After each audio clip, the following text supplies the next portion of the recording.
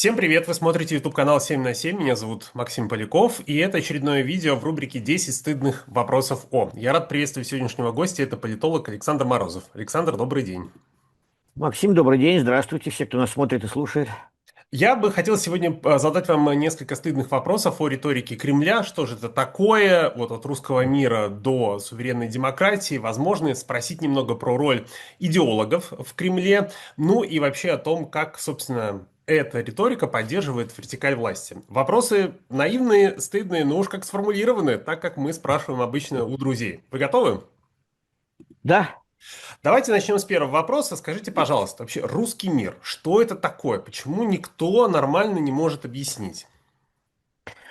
ну нет, есть несколько очень хороших объяснений, текстов, в частности, есть блистательный текст протоиерея Андрея Кордочкина, который, может быть, наилучшим образом описал доктрину, именно политическую доктрину русского мира. Но если говорить просто и коротко, то существует русский мир как некоторый факт, это просто большая среда русскоговорящих, расселенных по всему миру. А, а есть политическая доктрина. И примерно уже только в период Владимира Путина она и появилась как политическая доктрина вместе с появлением фонда «Русский мир». И здесь ставилась задача использовать вот русскоговорящих, расселенных в разных странах, в качестве некоторой, как это говорят политологи, soft power, то есть мягкой силы. То есть проводить с помощью наличия вот этой большой русскоговорящей среды некоторые политические цели. Сначала, в самом начале, в конце 90-х еще, когда это было примерно обсуждалось в кругу московских политтехнологов, и потом, когда эту концепцию принял Путин, сначала казалось, что это, ну, как бы мягкая сила, просто она идет вслед за экономическими интересами. То есть вот, ну, условно говоря, так что пояснить. Ну вот, допустим, во Франции есть потомки первой эмиграции, аристократы. Ну, они давно французы, и выросли, родились во Франции, получили образование во Франции. Ну, можно посмотреть на них, ну, как на людей, которые могли бы из чувства патриотизма продвинуть некоторые экономические интересы России. И в нулевые годы в этом казалось, ну, нет ничего враждебного в отношении Франции или окружающего мира в целом, поскольку все остальные страны тоже продвигают на глобальных рынках свои интересы, используя разные инструменты для этого. Плюс к этому русский мир пересекался, тогда уже пересекался в нулевые годы, с концепцией канонической территории Русской Православной Церкви. То есть Московский патриархат развивал идею, что его юрисдикция не заканчивается территорией Российской Федерации, а еще в ряде стран имеется, а также и там, где вообще есть приходы Московского патриархата. Это может быть даже и в Африке. Но вот это все это было до определенного момента безобидно и представлялось многим вполне нормальным, но затем произошла трансформация всей этой концепции. Она перешла из концепции мягкой силы в концепцию токсичного идеологического проникновения. Это было связано, конечно, в первую очередь с 2014 годом, с аннексией Крыма, когда в 2014-2015 году Путину и его ближайшему окружению необходимо было обосновывать присвоение Крыма, а также обосновывать и идущую войну в Донбассе в тот момент. Вот, и на этом фоне русский мир превратился в такую зловещую концепцию, которая говорила о том, что русскоговорящие, расселенные по всему миру, они должны ну, осознать себя частью определенной политической традиции.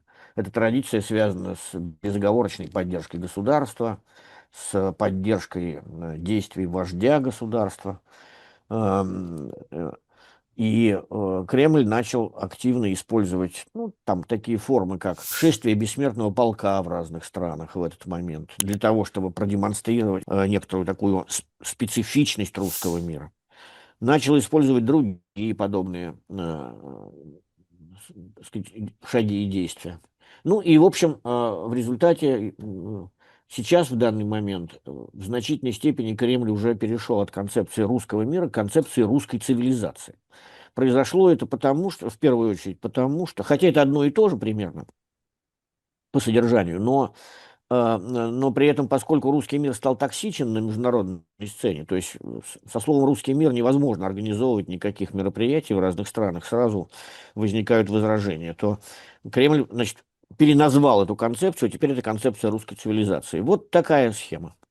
Александр, ну вот смотрите, вы понимаете, что такое русский мир. Идеологи в Кремле понимают, что такое русский мир. Кордочкин написал, что такое русский мир. Так почему же обычные люди-то не понимают, у них вопросы возникают? Так, ну, Как вы думаете, да, почему до простых людей не смогли донести, и важно это или нет, что они понимают или не понимают? мне кажется, здесь простой механизм. Ведь дело в том, что, ну вот представим себе для сравнения. Ну, допустим, есть футбольный клуб «Барселона», и у него есть миллионы, по всему миру миллионы фанатов, что вполне нормально. Но если в какой-то момент клуб «Барселона» скажет, что он одновременно еще и, значит, реализует некоторые политические цели, то есть, там, например, продвигает целенаправленно какую-то конкретную концепцию, ну, допустим, Испании, на мировой арене, то это будет совершенно другая ситуация. И тогда на это посмотрят с подозрением, потому что одно дело естественное состояние, никто не оспаривает того факта, что русскоговорящие существуют в разных, со сложными идентичностями в тех странах, где они живут, и не оспаривается и то, что русский язык как таковой является ну, как бы вместилищем некоторой истории и так далее.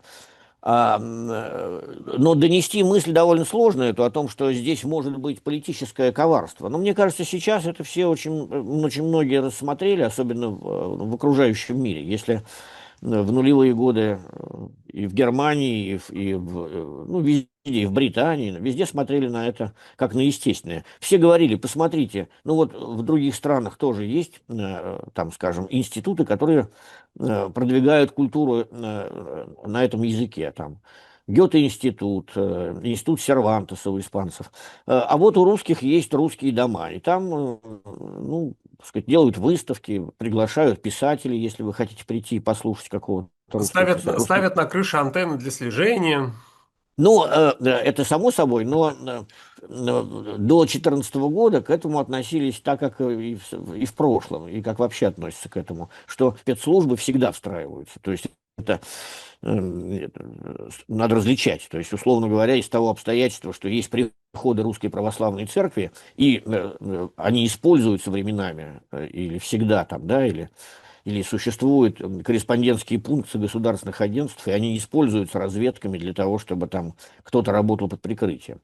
Это понятно, но это признавалось всегда в международных отношениях. Другое дело, когда проводится такая агрессивная политика, которая направлена на слом границ, ведет к войне, вот, собственно говоря, что и произошло с Россией, то тут, конечно, все это воспринимается гораздо более зловеще, и на все ложится тень, так сказать, подозрения в том, что перед нами только инструменты прикрытия какой-то коварной деятельности. Так оно, собственно, и было, потому что с определенного момента все эти русские дома в разных странах мира, они ну, просто превратились в инструменты, которые должны доказывать, что аннексия Крыма – это правильно, что война против Украины обоснована, и что, соответственно, русскоговорящие должны это все поддержать в той или иной форме. Ну, или, во всяком случае, занять позицию, оправдывающую такие шаги России. Да, вот такая история. Очень коротко хочу рассказать историю такого дома в Литве. Он, правда, Мгм. назывался не русский дом, а дом Москвы. Это Да, здание стали строить в нулевые годы, получили разрешение. И когда его построили, оказалось, что там есть некоторые нарушения, строительные нарушения. Кто-то говорил даже, что лишний этаж вдруг появился. Как в России, знаете, ну вот как-то да, вдруг да, да. лишний этаж. И тогда суд постановил заморозить эту стройку до разбирательства. В 2014 году техническое решение превратилось в политическое решение. В 2022 году суд постановил это здание недостроенное снести. И в этот момент местная художница из Вильнюса решила сделать огромный мурал на главной стене этого дома. Она выбрала фотографию девушки-волонтерки из Запорожья, которая Мгм. работала в волонтерском центре. Там они делали что-то бронежилеты, в общем, что-то, что помогает ВСУ. У нее был фотосет в этом волонтерском центре в национальной украинской одежде. И вот эту Мгм. фотографию этой девушки поместили, нарисовали на фасаде здания. Сама эта девушка приехала на открытие. На открытии была украинская певица Руслана, которая выиграла Евровидение. В общем, был большое событие для Литвы как знак поддержки Мгм. Украины со стороны той страны, которая, как мне кажется, одна из немногих последовательно на протяжении уже вот почти 4 лет делает что-то, чтобы помочь Украине. Но вот эта история Дома Москвы скоро снесут. Скоро снесут. Да, да, да, да, я помню, помню эту историю и видел, конечно, этот дом Москвы. Это действительно очень выразительная история. Ко второму вопросу, скажите, почему, как вам кажется, официальная речь стала, скажу так, такой дубовой, что ли? Это нарочно, чтобы вызвать эмоции у людей? Очень, на самом деле, хороший вопрос и тонкий, потому что, вот, слово «дубовый». Дело в том, что еще в советский период, в конце советского периода, может быть, даже вы это знаете, у славистов было такое понятие в отношении советского казенного языка — деревянный язык. Вот. И оно даже, так сказать, в славистике и в социолингвистике утвердилось в отношении вот этого специфического языка ну, такой партийной бюрократии советского периода. Он действительно был очень специфичный, состоял из таких конструкций, тоже можно было составлять такие таблицы глаголов и там существительных, которые можно менять местами для того, чтобы, значит, описывать и там социалистическое соревнование, как бы там всю социалистическую дисциплину и так далее, и всё международное положение. Это действительно был такой деревянный, деревянный язык. И сейчас, тут, конечно, мне кажется, многие это видят, и прекрасно чувствуют российские граждане, которые смотрят телевизор или читают российские газеты, или слушают выступления публичных спикеров из Госдумы, все видят, что происходит некоторая дальнейшая трансформация политического языка в России. Он делается все более и более ну, выражающим такой казенный патриотизм. То есть надо все более и более четко следовать некоторым формулировкам, которые, ну, как бы утверждены сверху партией и правительством в кавычках. А там наверху действительно сейчас работает большая команда, которая ставит себе целью выработать такой ну, партийный язык для новой бюрократии, который будет, как считают эти люди, дальше править Россией, и поэтому они должны опираться на какие-то, ну, буквально, так сказать, на такую, на инструктивные такие брошюры, в которых излагается, как правильно называть то или это. Деревянный язык важен для чего? Он, как многие всегда правильно отмечали, он не затрагивает население. Население относится к нему. Там у начальства есть какой-то язык. Но этот весь деревянный язык, он очень важен для бюрократии, потому что если вы употребляете какое-то слово «маркер», ну, там, если в советское время вы говорите, там, скажем, «израильская военщина», ну, условно говоря, это такое вот устоявшееся выражение. Или там, э, э, ну, например, там типа американский империализм обнажает свои кровавые клыки. То есть это такое как бы устоявшееся выражение. Вы его употребляете, значит, вы подчеркиваете, что вы лояльны в целом, как бы, то есть что вы как бы являетесь членом сообщества. И здесь главное для бюрократии, на что опираться, на какой словарь. Ну, и вот этот словарь выработался после 2014 года естественным путем, и сейчас его администрация президента стремится, ну и не только администрация президента, стремится так кодифицировать. Именно поэтому переписан там учебники обществоведения, учебники основ государственности, сейчас будет учебник по русской философии. То есть смысл в том, чтобы каждый, любой маленький бюрократ, начальник любого уровня, и во всех системах, не только в государственной, но и в корпорациях, любой начальник мог твердо опереться на вот ключевые слова, которые обозначают, что я в этой команде, я полностью патриот, я все поддерживаю, я точно использую вот эти слова казенного языка для того, чтобы меня остальные опознавали, точно опознавали как своего и так далее. Я здесь лишь немножко дополню.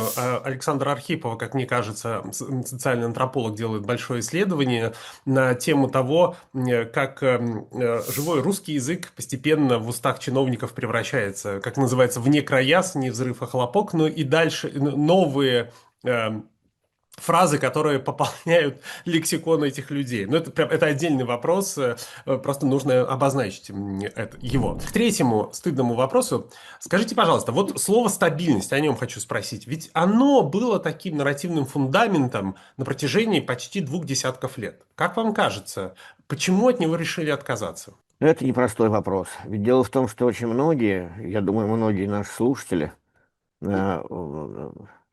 по-прежнему находятся в некоторой растерянности, как ни странно, о том, а почему вообще произошел вот этот поворот примерно в 2011-2012 году, который затем привел к аннексии Крыма, а затем и к нынешней войне. Э, Дело в том, что многие ведь считают, что у России были очень хорошие шансы в нулевые годы, там и рост цен на нефть, и модернизация экономики, и так далее, и так далее. И, как что называется, живи не хочу. То есть на продвижение на глобальных рынках ну, никто в мире не противодействовал. Российские металлургические компании, химические продвигались на глобальные рынки и так далее, и так далее. Э, Собственно говоря, в экономическое сотрудничество. Все признавали, что Российская Федерация имеет основания выходить на рынки, и это нормально, рыночная экономика в России развивается. И отсюда были очень большие ожидания, так называемые ожидания среднего класса, что дальше будет продолжение этой стабильности, естественно. Поскольку стабильность, и тогда в тот момент власти, российские власти опирались на этот концепт стабильности и даже гордились тем, что вот посмотрите, впервые в российских домохозяйствах начинается там планирование жизни не на 3 года, а на 10-15 лет. Поэтому там делается возможна ипотека, делаются возможными длинные сбережения и так далее, и так далее. Это, в общем, в экономическом смысле слова и есть стабильность. Многие в то время говорили, что скоро сформируется и правовая система, обеспечивающая собственность и так далее. Все это перевернулось, и я думаю, что многие по-прежнему как бы думают и о том, почему это произошло. Есть 3 ответа, если коротко сказать. Первое, это произошло, потому что э, э, м, что-то изменилось в сознании Владимира Путина после правления Медведева, и он повернул руль в другую сторону, опираясь, конечно, на большую группу своих там соратников из силовых структур. Есть те, кто считает, что этот поворот произошел, потому что э, ну, политически в России не состоялась демократия. То есть, как бы, некоторая рамка, политическая рамка не состоялась. И даже если бы это был не Путин, многие считают в этот момент, то все равно из-за очень слабых политических структур, и отсутствие там парламентаризма, отсутствие профсоюзов, отсутствие, ну, в том числе и каких-то самостоятельных действенных там гильдий экономических, Россия повернула к политике политической агрессии, стремясь решить свои какие-то проблемы. А третьи считают, что, э, ну, собственно говоря, иначе и быть не могло, потому что вся история там, последних 300 лет России представляет собой такое централистское развитие и циклы милитаризма, ну, как, например, считают, допустим, историк Игорь Клямкин или так примерно считают, я думаю, Лев Гудков, возглавляющий Левада-центр, что Россия на очень короткие периоды пытается вырваться из этой рамки патернализма, из этой рамки политического централизма, но быстро сваливается обратно у него. Но одним словом, как бы мы это ни объясняли, фактом является то, что сейчас стабильности нет. Политический режим России вошел наоборот в такую революционную фазу. Поэтому многие говорят сейчас, что весь этот ранний путинизм, вся его идеология отброшены, и перед нами уже не идеология такого как бы старта экономического дракона, пусть и авторитарного, но тем не менее стремящегося к своему месту в глобальном рынке. А сейчас наоборот. Перед нами такая консервативная революция, режим, который ставит себе какие-то экстраординарные цели, пытается добиться совершенно фантасмагорических каких-то для себя преференций, стремится переделать как бы всю карту мира, ну и так далее, и так далее. Правильно я понимаю, что концепция стабильности заменена на концепцию победы?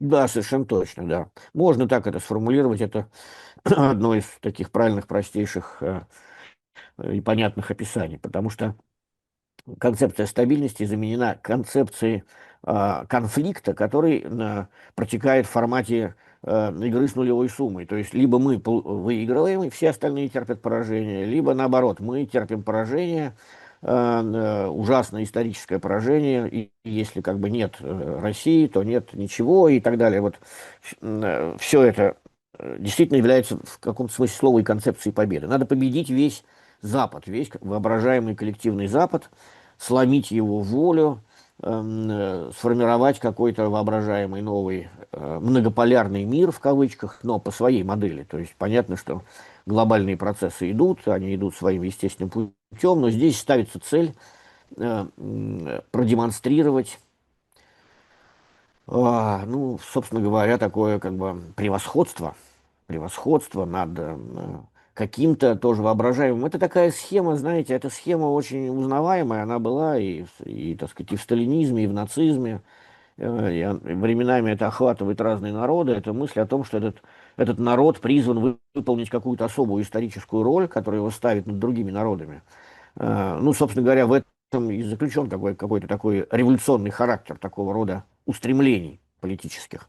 Ну вот сейчас это в такой форме, потому что э, все хорошо видят, что даже урегулирование войны, которую Кремль ведет в Украине, оно упирается в то, что э, там, снаружи все говорят, что хорошо, 3 года войны, вот прекращение огня, простая схема решения, но Кремль отвечает, нет, есть первопричины войны, первопричины, и там дальше начинается очень большой круг первопричин метафизического характера. Я бы сказал, Гиндемор, что это мути-компот да, начинается. мутикомпот, да, мутикомпот, из которого выбраться нельзя, но в целом весь этот мутикомпот имеет конкретный такой как бы вкус и запах. Это, значит, идея того, что весь мир нам не подходит в том виде, в котором он есть. И мы хотим его перелицевать каким-то образом. Еще про одну концепцию хочу вас спросить. Это концепция суверенной демократии. Приписывают вроде ее как Суркову. Вот что сейчас с ней? Да, это такая ранняя концепция, тоже нулевых годов, когда Сурков и администрация президента пытались просто в мягкой форме, так сказать, неконфликтной, обозначить следующую мысль, что в России не будет соответствовать нормативам, европейским нормативам демократии, но при этом она, тем не менее, будет демократической и будет развиваться в этом направлении. То есть мысль была в том, чтобы подчеркнуть, что Россия, ну, посмотрите, вот Сингапур, вот Южная Корея, ну, они же не соответствуют полностью каким-то представлениям о нормативной демократии, либеральной демократии. И Сурков пытался это обозначить с помощью термина «суверенная». То есть, э, но теперь, конечно, от этого ничего не осталось, от этой концепции, потому что а, утвердилось совершенно после 2014 года, после того, как Путин вернулся в 2012 году, затем развязал аннексию Крыма, а затем провел поправки к Конституции, тут сформировалась просто другая совершенно концепция. Она сводится примерно к узнаваемой тоже концепции: один народ, одно государство, один вождь. Вот Ой, на такая. что-то это очень похоже. Да, похоже, да. М, такие конструкции были популярны в политической среде между двумя мировыми войнами, между Первой и Второй мировой войной, в разной форме. Э, В этой концепции важно следующее, что есть народ, который представляет собой гомогенное целое такое, то есть он не различается там на классы, на какие-то социальные страты, это все не важно. А важно только то, что весь этот народ является основой э, не просто государства, а определенной формы государства. И не мыслим без этой формы государства.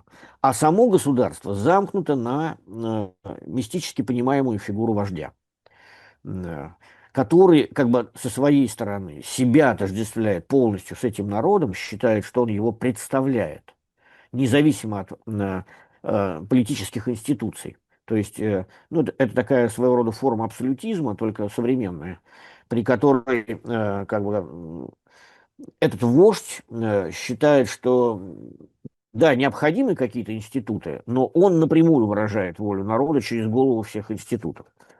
Но на самом деле это не так, конечно, ничего он не выражает, но так это конструируется.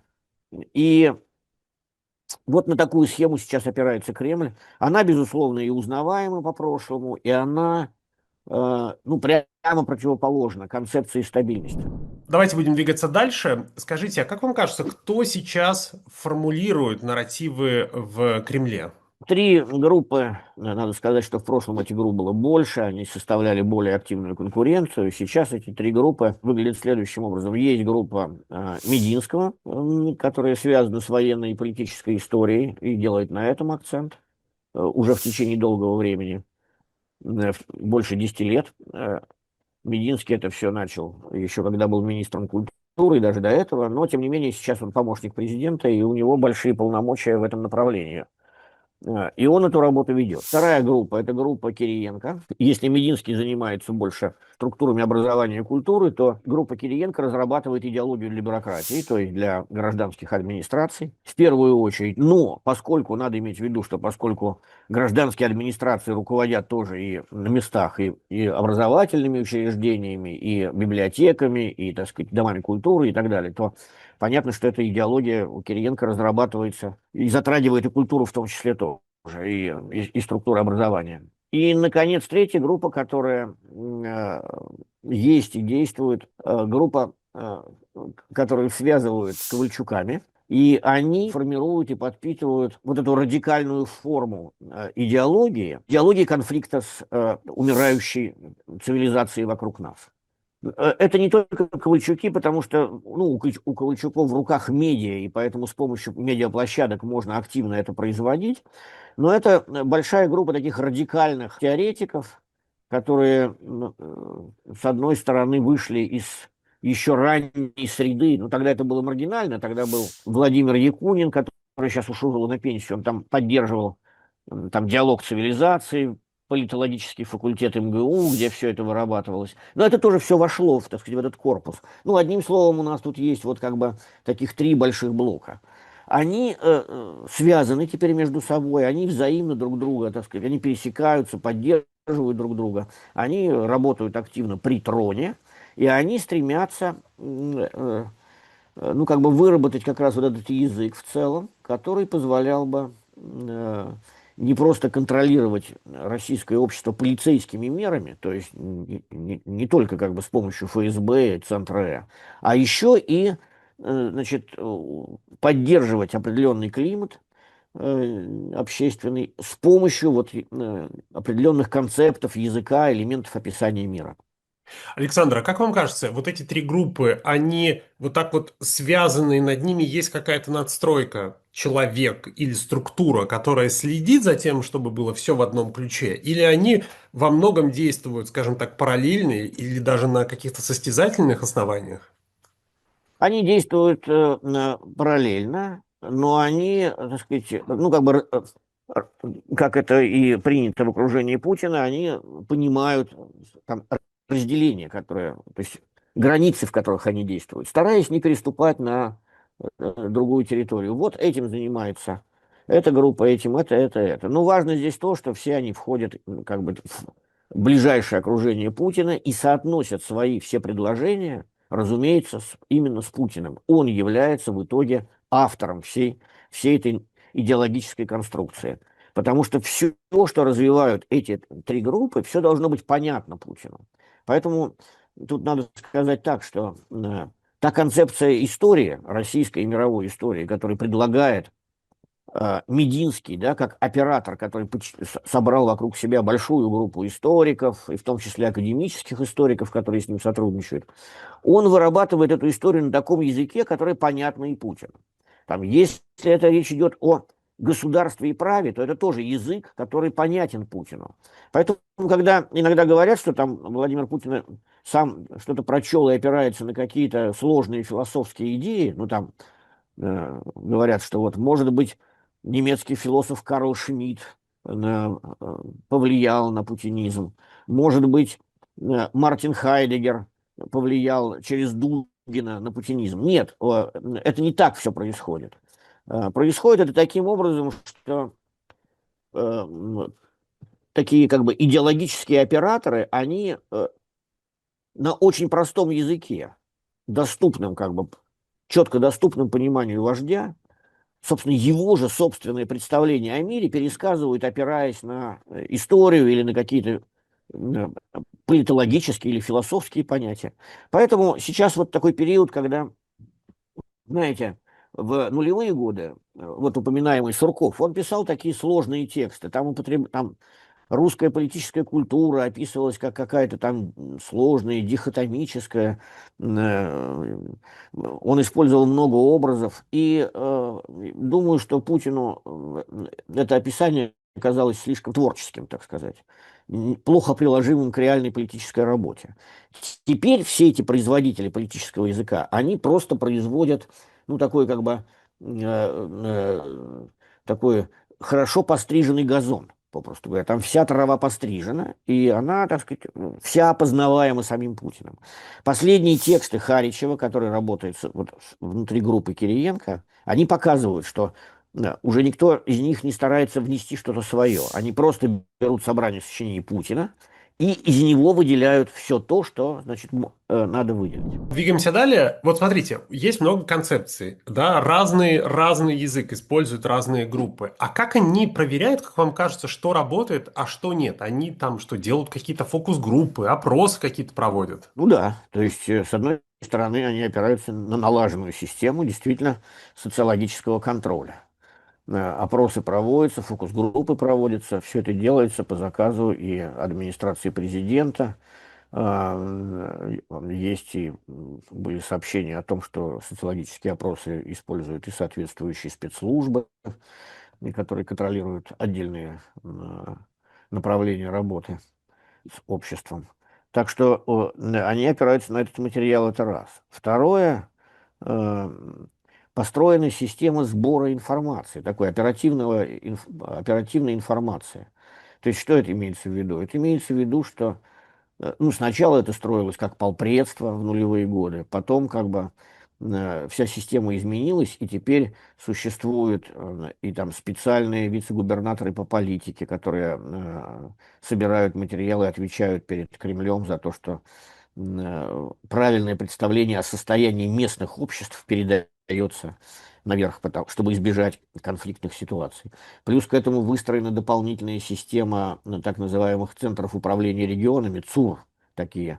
Это такое новшество, но уже не новшество, потому что это действует уже больше 5 лет, вся эта система, где создана специальная большая машина тренингов для региональных чиновников, которые должны, ну, как бы ясно оценивать конфликтность внутри регионов и так далее, и так далее. То есть выстроена такая модель, которая административно, э,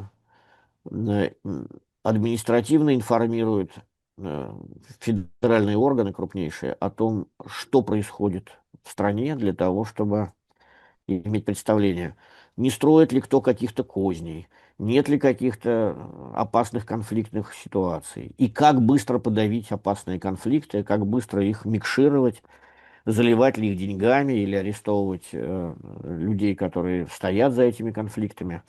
Э, Кремль всегда стремился быстро понять, глядя на какой-нибудь региональный конфликт, это проявление борьбы местных кланов или это проявление борьбы между представителями крупной госкорпорации в этом регионе и местными элитами, или вообще это личный конфликт в тяжелой форме, который, там, допустим, может быть многолетний конфликт среди двух региональных деятелей в одном регионе. И тем самым, как надо улаживать этот конфликт, чтобы он не принимал масштабного характера. У меня здесь есть две реплики. Во-первых, я писал большой текст по поводу ЦУРов, да, Центров управления регионами. Да-да-да, Мне кажется, что одна из главных задач вот этих вот контор в том, чтобы, собирать негативную информацию через соцсети. То есть, если кто-то чем-то недоволен и пишет об этом точно, в соцсети, то специальный алгоритм помогает сотрудникам ЦУРа найти такой комментарий и быстро его отработать, то есть дать обратную связь. Пускай даже не в том, чтобы решить проблему, а сказать: о, мы видим вашу проблему, спокойнее, спокойнее.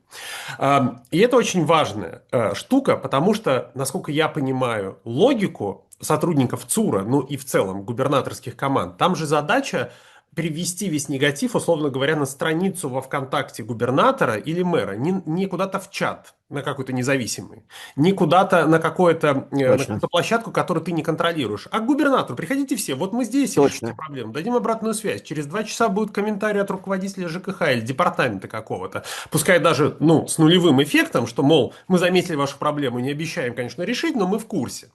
Вот чего они добиваются. И второе, здесь вопрос. Для меня тоже были очень интересны с точки зрения журналиста, исследователя, роли вице-губернаторов по внутренней политике. Что я заметил? Что в некоторых регионах эти вице-губернаторы используют пиар-инструменты, чтобы работать с теми, кто недоволен, в широком смысле слова, оппонентами власти. А кто-то гораздо чаще подключает силовиков для того, чтобы устранить своего оппонента. То есть в моей голове регионы делятся на две части. Там, где травоядные собрались, там, где плотоядные.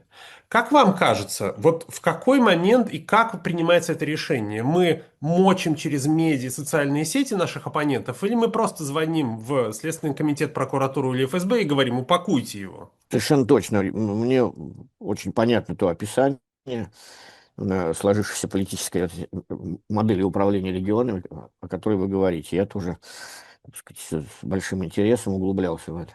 Но ответ на этот вопрос, который вы задаете, он не очевиден. Дело в том, что, ну, скорее всего, это просто связано с личными биографиями этих вице-губернаторов по внутренней политике, то есть кто откуда выходцы. Потому что среди них есть выходцы из среды политтехнологов, и всегда так было, ну, то есть в последние 10 лет там были вице-губернаторы по политике из гражданских политтехнологов. И они стремились, конечно, ну, вот, решать теми инструментами, которые они знают так сказать, из своего предыдущего опыта, и через тех людей в Москве, с которыми они знакомы. Но было и есть много выходцев, в том числе имеющих там, так сказать, свои корни внутри силовых структур. Это люди, перешедшие или имевшие дело с силовыми структурами в прошлом. И они опираются на знакомство в этой среде, придают этому значение.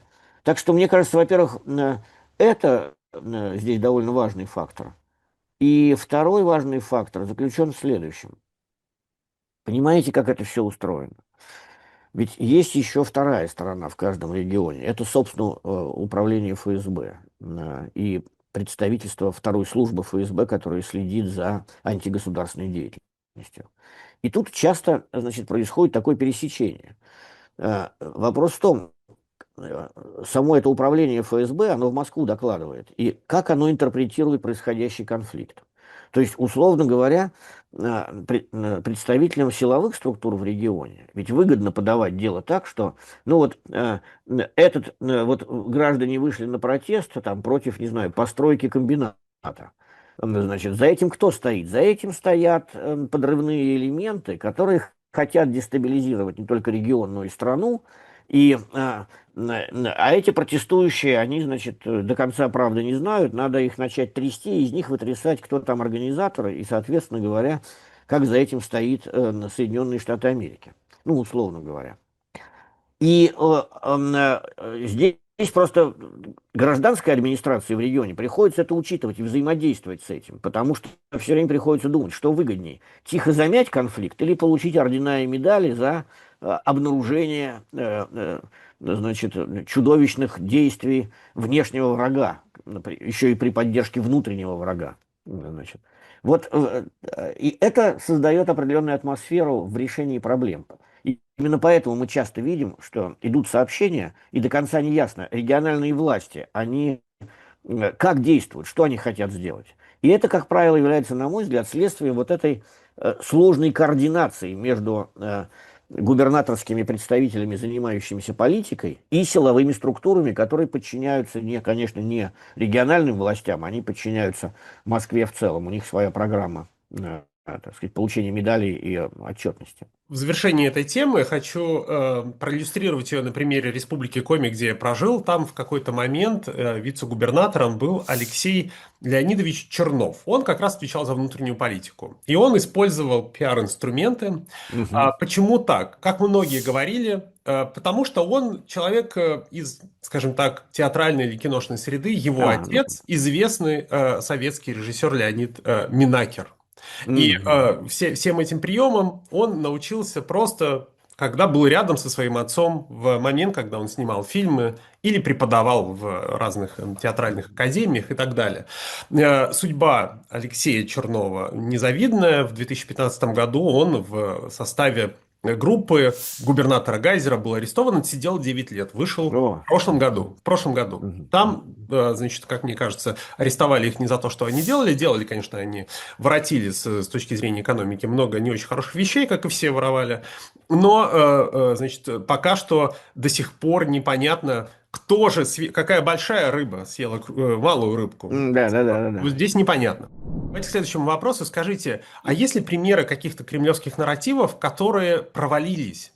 И в Кремле это признали, как-то скорректировали свою позицию. Да, это интересный вопрос. Не то чтобы провалились, то есть тут другая, как бы у Путина всегда была такая стратегия. Дело в том, что за плохие нарративы как бы никто не наказан, а просто люди отодвинуты. Ну, как бы отодвинуты в сторону, но при этом они, ну, ничего не потеряли. То есть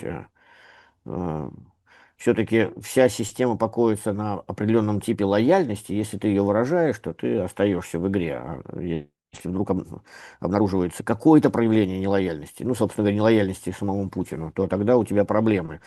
Но если у тебя какой-то странный нарратив ты используешь, то это ничего страшного. И именно поэтому с определенной точки зрения Кремль сохраняет так называемое публичное поле. Просто оно очень странное. Оно там не является, так сказать, публичным полем демократии. Там, или тем более какой-то такой классической демократии, нормативной демократии. Но публичное поле есть, потому что значит, мы его знаем, оно все хорошо сейчас уже исследовано, потому что на одном краю этого поля находятся действительно людоеды, которые требуют уничтожения полного, там не только Украины, но и Запада, и допускают возможность ядерной войны и так далее, и так далее. То есть это в высшей степени, скажем, внешнеполитически агрессивные нарративы. А, э, там, ну, они творчески развиваются. Мы видим, что все это время, после 2014 года, там идет такое бесконечное игра, находятся новые исторические какие-то параллели, объяснения, почему надо дальше, скажем, там, в течение этого всего времени там все новые и новые аргументы, почему надо там считать, что Польша является русофобской страной, или теперь Финляндия русофоб, ну и так далее, и так далее. Там бесконечный коридор можно углубляться. Но при этом есть и сохраняется весь период вот этот так называемый технократический нарративы, да, технократические нарративы. Они все, значит, именно технократические. Там экономический анализ, роль Центробанка, адаптация экономики вот к этим геополитическим рискам, это такой особый язык. То есть откроешь правительственные документы, ну, глава Сбербанка говорит, заканчивается год, он прошел напряженно, но, так сказать, мы продолжали с учетом геополитических рисков, это некоторый такой вот эвфемизм деревянного языка, тоже своего рода, обозначающего вот то, что на другом краю там обозначается, значит, как происки коллективного Запада. А существует вот этот вот центральный еще язык, который сейчас активно Кириенко вырабатывает, который, ну, как бы, он такой должен быть очень безобидный. То есть это язык, наполненный позитивными коннотациями такими. То есть он направлен на молодого карьериста, который весь устремлен в будущее, который хочет использовать все современные формы, там, технологические, искусственный интеллект, как бы, он, этот молодой карьерист, ну, как бы тоже собирается как бы создавать новую экономику и так далее, и так далее. Но при этом он, этот молодой карьерист, он в высшей степени должен быть патриотичным и тоже выражать этот патриотизм. Поэтому я бы сказал так, что провалов больших в нарративе э, Путин не фиксировал. И в путинизме не было за 25 лет каких-то серьезных репрессий, основанных на идеологических основаниях. Путинизм исходил, вот даже это касалось русских националистов или вообще националистов. Их разгоняли не потому, что они националисты, потому что при других, в другой форме этот же национализм может быть использован. Их разгоняли только потому, что в их среде имелась нелояльность государству. Так сказать. И мы, собственно, сейчас видим очень яркий пример, скажем, там, временами Кремль легко использовал, как бы, скажем, эту среду. Или наоборот, э, существует, существует базовая установка. Базовая установка, которую Путин всякий раз воспроизводит в своих выступлениях, о том, что необходимо преследовать как бы очень жестко и реальных экстремистов и террористов, то есть тех, кто выступает за насилие в публичной сфере, а с другой стороны, вот этих либералов-предателей, либерал-предателей, так сказать, которые там связали себя там с Соросом, в кавычках, условно говоря, ну, с таким воображаемым Соросом коллективным. И почему их надо преследовать? Не потому, что у них плохое описание мира, а только потому, что с точки зрения вот этой философии один народ, одно государство, один вождь, у них, у всех, есть некоторая альтернативная картина мира, которая разрушает вот эту преданность вождю, преданность государству. А сейчас просто происходит накачка вот этой вот основной базовой идеологии преданности государства. Александр, к еще одному вопросу. Здесь я на примере его проиллюстрирую. Если верить сообщениям наших коллег из независимых медиа, то в Кремле были несколько совещаний, в которых чиновники пытались придумать, как обосновать повышение налогов. И одна из рекомендаций для медиа — во всем винить зарубежные страны. Мол, вот из-за них у нас налоги теперь-то и повышаются. А вопрос мой такой. Почему, когда что-то не получается, сразу виноваты внешние силы? Верят ли в Да, это еще россияне? но это непонятно до конца. Потому что, конечно, в вопросах россияне отвечают, что да, мы верим, верим, но как они реально там себя верят, это открытый вопрос. Но действительно, в такой ситуации, как сейчас, когда Кремль ведет войну, война пожирает ресурсы, как объяснять населению, а почему? Почему, собственно, мы не переходим к миру, когда даже Дональд Трамп нам предлагает этот мир? Здесь, конечно, приходится объяснять тем, что существуют какие-то бесконечные происки Запада. Совершенно верно вы говорите, я с этим согласен, да. Девятый вопрос. Скажите, а почему власть боится называть войну войной? Или, может быть, уже не боится? Сейчас уже не боится. И во многих случаях, собственно говоря, и представители власти так ее и называют. Но дело в следующем. А, Война ведь не объявлена. То есть в юридическом смысле войны нет. И поскольку Владимир Путин всегда подчеркивал, что он очень следует внутренней юридической стороне, война же не объявлена. И вся социальная политика построена вокруг концепции специальной военной операции. Поэтому, собственно говоря, вот здесь простая история. То есть бюрократия должна опираться на концепцию специальной военной операции, потому что из нее все остальное возникает. Все возможные шаги, действия, льготы и так далее. Война в данном случае это публицистическое название, которое иногда используют кремлевские деятели. Но подчеркну просто, э, объявление войны привело бы к совершенно другим и решениям, и потребовало другого обеспечения, и правового, и социального, и так далее.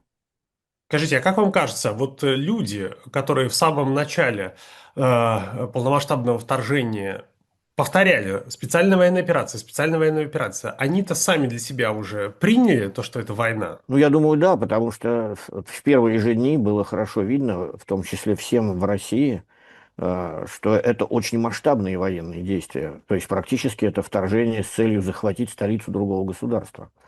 И попытка высадиться в Гастомеле, и попытка двигаться танковыми колоннами на Киев, она об этом свидетельствовала. Так что, мне кажется, здесь всем было очевидно, что это война. Но понятно, что в марте, феврале и в начале марта еще существовало представление, я думаю, у многих россиян о том, что это специальная военная операция, поскольку был расчет на то, что Киев обрушится. Эм, Но понятно, что уже к середине 22 года это превратилось в полномасштабную войну. Ну и, наверное, последний вопрос. Скажите, вот если все держится на таких вот искусственных конструкциях, которые формулируют в Кремле, что будет, когда эти конструкции начнут сыпаться? Это важный вопрос, потому что ну, и в прошлом все практически примеры, которые мы знаем, подобного рода специфических идеологий, они рассыпались после ухода вождя.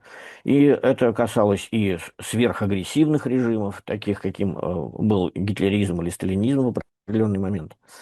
Но это же касалось и просто персоналистских режимов, таких как режим Франко, который испанский режим, который избегал войны или каких-то форм агрессии, или, скажем, перонизм, который был очень популярен и имел свое собственное даже название.